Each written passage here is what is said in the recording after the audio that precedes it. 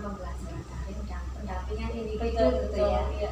Bisa diceritakan Bu Eti? Ya, yang pertama seperti saya ceritakan tadi mengenai pembelajaran berdifferensiasi, sekarang menjadi lumayan ya Bu. Maksudnya kalau dulu saya itu benar-benar bingung bagaimana melaksanakan pembelajaran berdifferensiasi, ternyata sekarang sudah mulai menerapkan, mulai bisa menerapkan, mulai membuat Bu Eti ini coba kalau kita lihat ya, tentu ada hal-hal yang dirasa kurang baik. Ya. Ketika umpan balik kemarin, betul baik itu dari kepala sekolah, ya, dari peserta didik ataupun teman-teman sejawat. Iya. Ya. Selain yang terbaik, hal-hal yang kurang baik kira-kira apa? ya. Ya, ternyata kemarin masih ada masukan dari anak-anak dan juga dari teman sejawat ataupun kepala sekolah ya Bu. Kalau dari anak-anak itu kemarin juga melihat sendiri bahwa masalah kehadiran mungkin karena kesibukan kita, itu saya mencoba untuk lebih menindaklanjuti itu dengan datang ke kelas tepat waktu Bu. Kemudian anak-anak menyatakan bahwa saya jarang sekali membawa teman untuk mengobservasi ke kelas gitu. Iya. Maka kemarin saya mencoba untuk mengajak rekan saya sama bahasa Inggris untuk mengobservasi di kelas.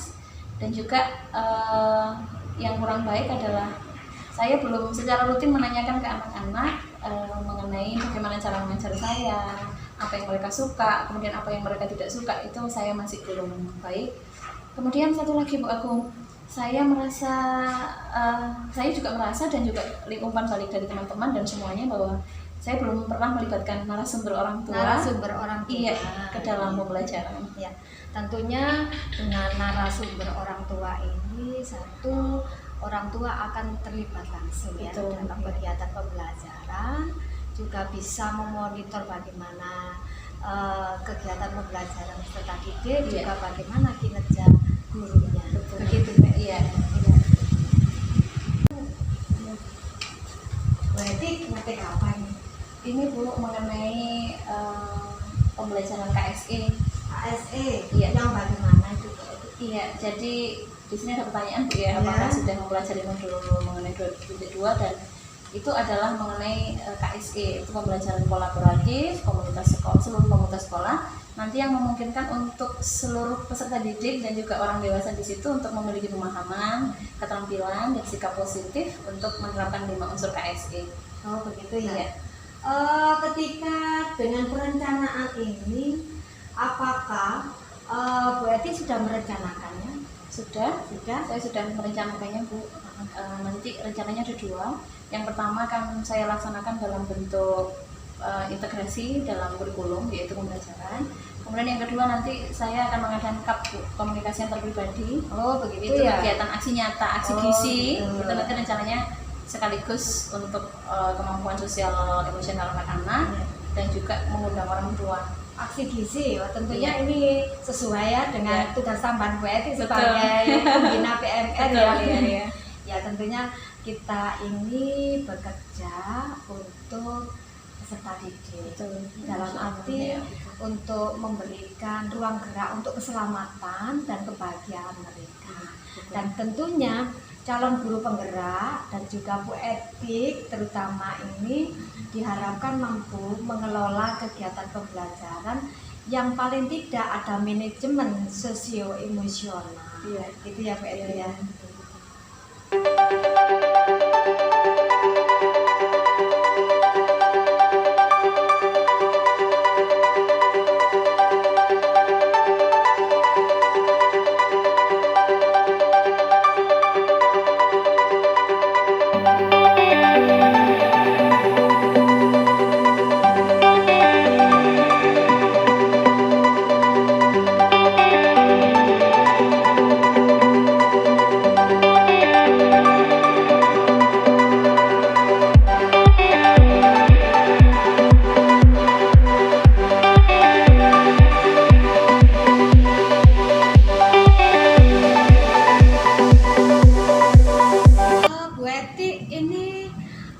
Kita tahu ada metode Bagja ya.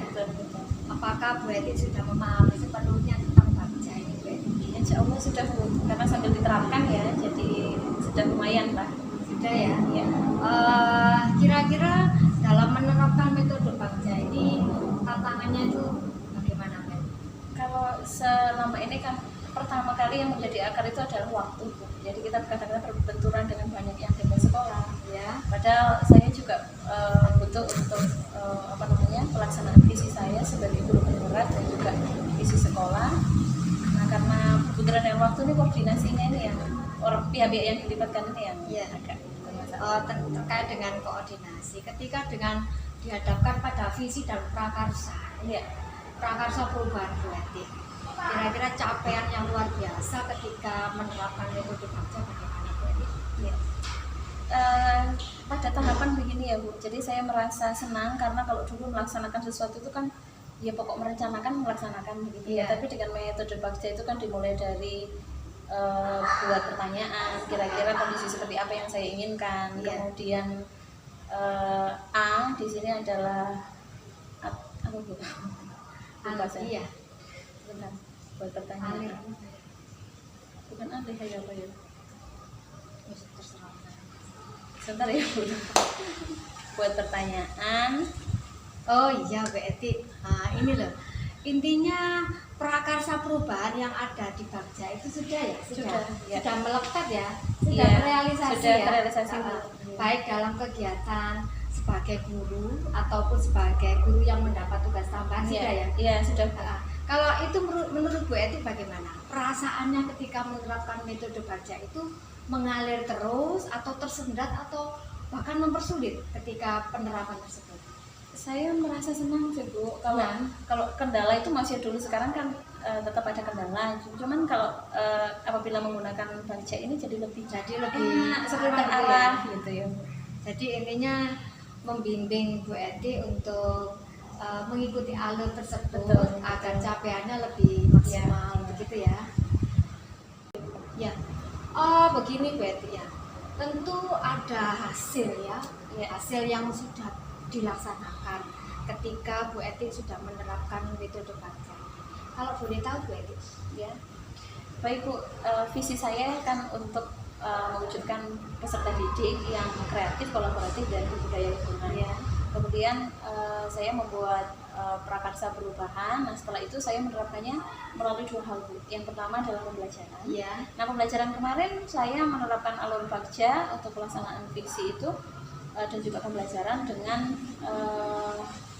pembelajaran tema ini Bu, the descriptions of our school before and after our action. Oh gitu. Bagaimana kemenarikan tadi?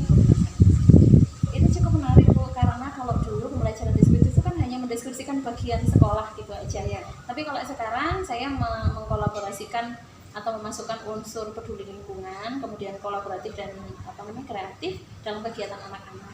Jadi deskripsi keadaan kotor dulu gitu. Kemudian ada kegiatan mereka harus peduli lingkungan selama 2 minggu terjadwal, kemudian apa yang mereka lakukan. Nah setelah itu mereka harus membuat deskripsi lagi. Oh begitu. Keadaan yang lebih bagus. Anak-anak senang alhamdulillah. Terus tujuan pembelajaran tercapai berarti? Tujuan pembelajaran tercapai. Jadi intinya berarti sudah mampu menerapkan metode Bagja tersebut dalam kegiatan pembelajaran, baik itu sebagai guru yang sekarang ini Bu Eti pengampu mata pelajaran bahasa Inggris, dan juga Bu Eti sebagai pembina PMK. Betul. Sukses selalu. Terima kasih Bu, aku bimbingannya selalu ya.